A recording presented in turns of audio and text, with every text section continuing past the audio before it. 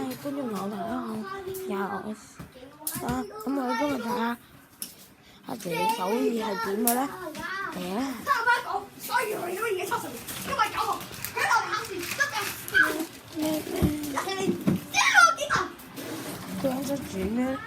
又要加嘢嚟煮啊！我哋睇下雪櫃度又有嘢喎，佢想點咧？我哋一齊睇下啦。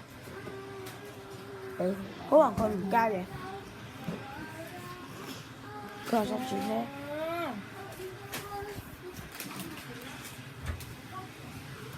我哋一齊睇下，哇！煮到咁啊！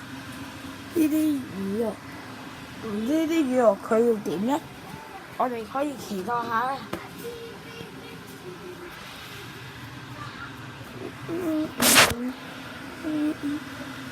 大家估下入面煮咩嘅咧？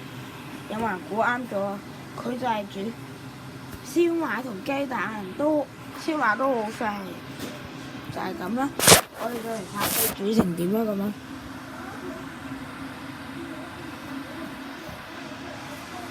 煮得都 OK 喎，就係咁啊。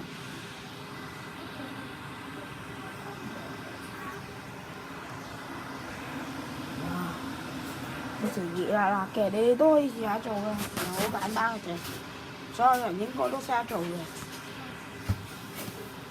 到時熱辣辣你食，好香㗎，所以嚟試下啦。咁今日煮嘢食就係咁多，我哋下次再見，拜拜。